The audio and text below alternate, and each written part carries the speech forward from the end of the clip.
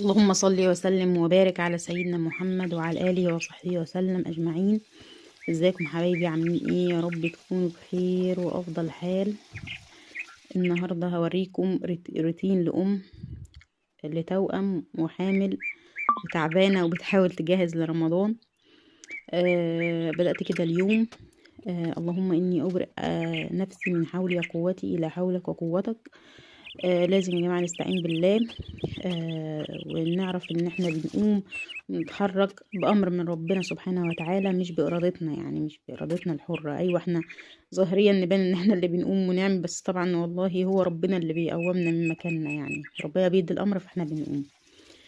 آه، ربنا مسخرنا كلنا لبعضينا يعني.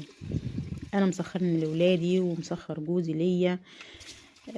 وكلنا كده عايشين عشان نساعد بعض. كده كان معايا 4 بطات. انا كل فترة كده بنذبح بط ونوديهم للرياشة. وبيسهلوا عليا الدنيا يعني. كنت بغسلهم وبعدين عملت طبعا الطبيخ، لان اول حاجة ابدأ بيها. معرفتش ابدأ طبعا اليوم من اوله، انا قايمة من الساعة 10. طبعا لان التوأم كانوا واخدين التطعيم من كام يوم، وواحد فيهم عنده دور برد والتاني بيطلع اسنان، فالدنيا بايظه معاهم. يعني لازم متعبين يعني اليومين دول، فما بعرفش ابدا على طول. وده مش بيأسني يعني، لا بقول ان شاء الله هحاول واقوم.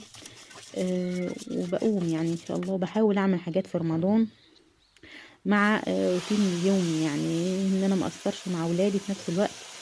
وفي نفس الوقت بحاول اجهز لرمضان ان شاء الله يعني. قبل رمضان هيكون البيت بيرفكت باذن الله. انا عشمانه في ربنا يعني. هو اللي معطلني ان فعلا الولاد على طول لازقين فيا يعني، وبيزنوا كتير كتير اليومين دول، طبعا مع التسنين ومع التطعيمات. فالدنيا ايه مش متظبطه معاهم. فبحاول ان انا اخد جزء جزء، مش يعني ده مش بيوقفني. بحاول كل يوم اخد جزء من المطبخ حتى لو بسيط يعني، بس بحس بانجاز وبحس ان في حاجه اتغيرت في البيت، او في حاجه اترتبت جديده، او في حاجه نطفت عن الاول. يعني انا اصلا اول حاجه بدات بيها كان البوتاجاز، بس انا ما صورت حاجه بسيطه يعني، عملت فيه وصفه وصورته. وبحاول احافظ على نظافته لحد رمضان عشان ما اضطرش ان انا اعمل تنظيفه عميقه تاني طبعا، ومفيش وقت. فاللي مريحني ان انا بدات بالبوتاجاز وخلصت منه، وده كان اكبر حاجه في المطبخ يعني، متعبه يعني. بحاول بقى ايه، بعد مثلا الغداء او بعد ما اخلص الشغل العادي بتاع البيت. يعني انا النهارده مثلا كنست والصاله. طبعا هي كل يوم لازم تتكنس لانها بتتبهدل من الولاد. كنستها ومسحتها كده يعني، سيقتها. وبعدين بدأت بقى ايه في الترتيبات بتاعة رمضان. قلت بقى ايه اقوم ارتب الجزء من المطبخ عشان عايزه اغير شويه حاجات كده. وانضف المطبخ من جوه ومن بره، لان انا دي لي فتره فعلا ما رتبتوش ولا جيتش عنده.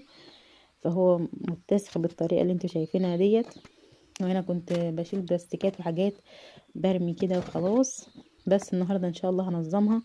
ايوه ما جبتش منظمات ولا حاجه، بس بحاول على قدر الامكانيات اللي عندي، لان طبعا ماديا الفتره دي في مصاريف في البيت كتيره بسبب دخلة رمضان.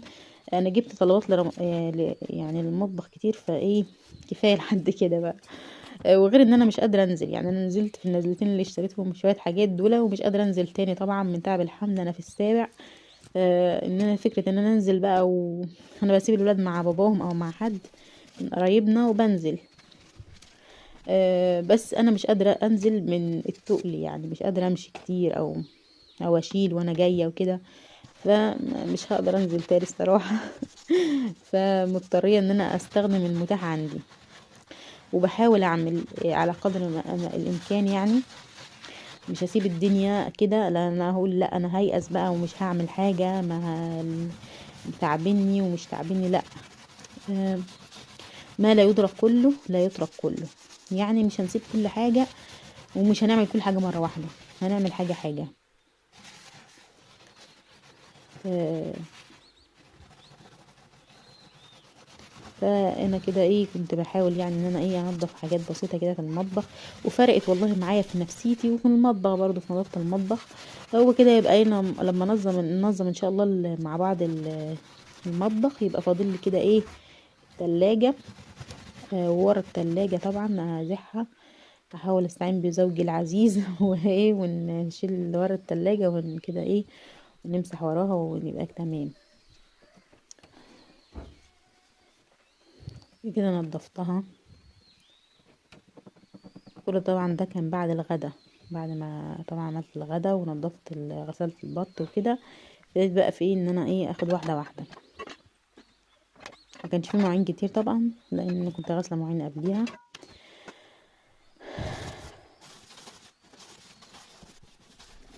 ما تنسيش تشتركي في القناه وتفعلي زر الجرس وتضغطي لايك لو عجبك الفيديو.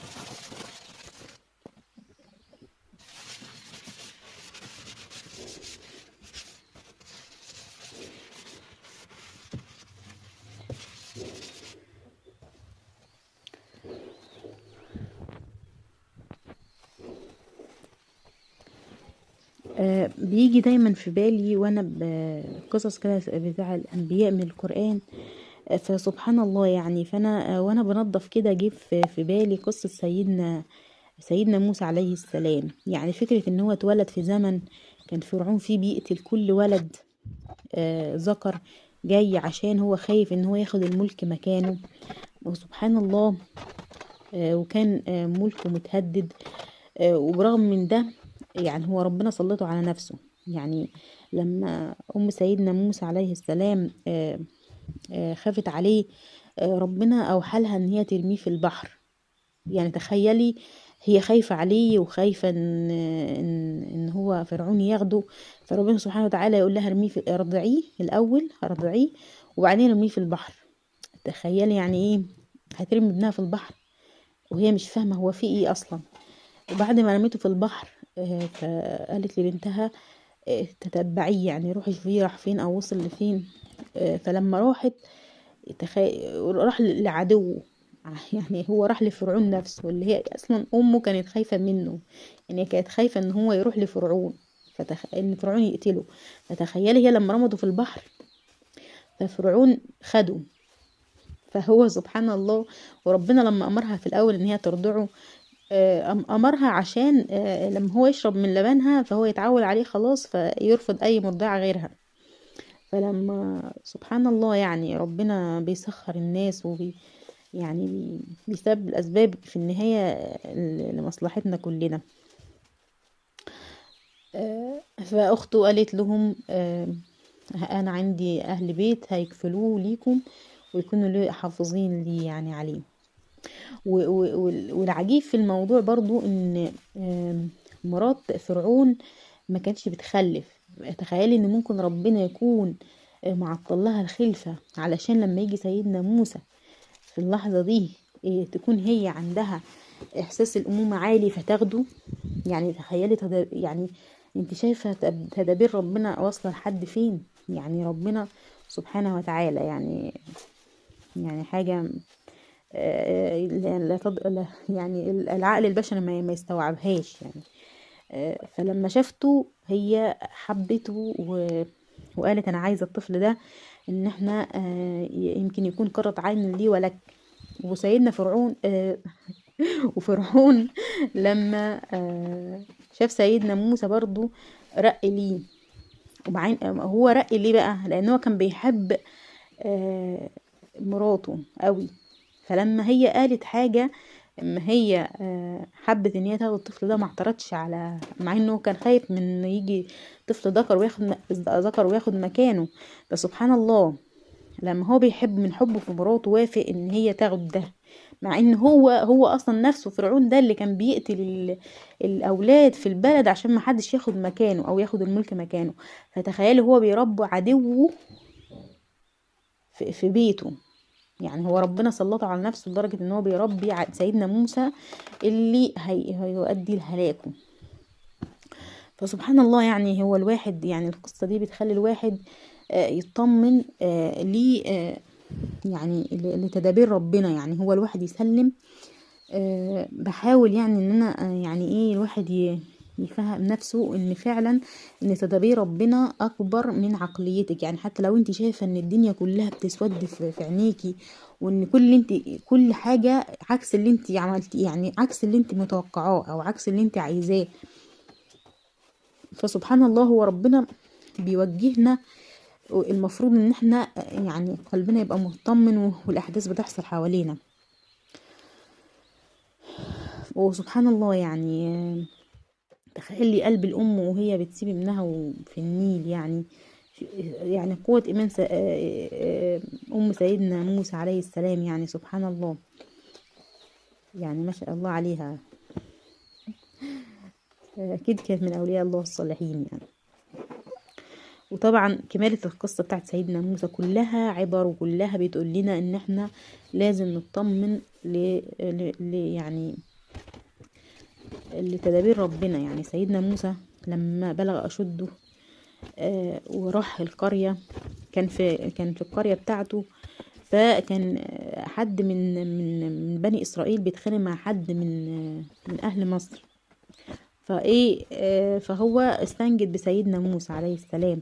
فسيدنا موسى طبعا ضرب الراجل اللي هو كان بيتخانق فيه، اللي هو من بني إسرائيل، ضربة واحدة راح قضى عليه، يعني موته، لأنه ده نبي قوته بتبقى يعني تقريبا 60 رجل، قوة 60 رجل أو حاجة زي كده، فمات. فطبعا سيدنا موسى عليه السلام كان خايف. فتاني يوم برضو الراجل اللي من بني إسرائيل كان بيتخانق مع واحد تاني من أهل مصر، راح استنجد بسيدنا موسى. راح سيدنا موسى قال له انت على فكرة يعني انت راجل مش كويس. فلما جه يضرب الراجل اللي هو من اهل مصر ده، راح الراجل قال له ايه؟ قال له يعني ايه انت يا موسى انت عايز تبقى من المفسدين في الارض، مش عايز تبقى من المصلحين. في نفس اللحظة دي جه راجل من اقصى المدينة بيقول لسيدنا موسى ان هم جايين يقتلوك، فاهرب ويمشي. سيدنا موسى هرب ومشي هو مش عارف هو رايح فين. يعني هو كان خايف، بس هو واثق ان ربنا سبحانه وتعالى مش هيضيعه. مشي وراح في الصحراء، وكان يعني ضلمة وصحراء، وكان جعان. هو مش فاهم هو رايح فين، ومش عارف هو مصيره هيروح يوديه لفين. وسبحان الله ومشي برضه من ثقته في الله سبحانه وتعالى. ودي قوة الإيمان مع الخوف. حتى لو احنا خايفين، حتى لو احنا مرعوبين، لازم يكون عندنا ثقة في الله يا جماعة. ما ينفعش يعني هي أهم حاجة في حياتنا ان احنا نثق في الله سبحانه وتعالى، ان هو مدبر الكون. آه هو أعلم كل اللي حوالينا مننا. وروح مدين، وسبحانه وتعالى ربنا رزقه. ما كانش طبعا لا واكل ولا شارب، كان عطشان وجعان.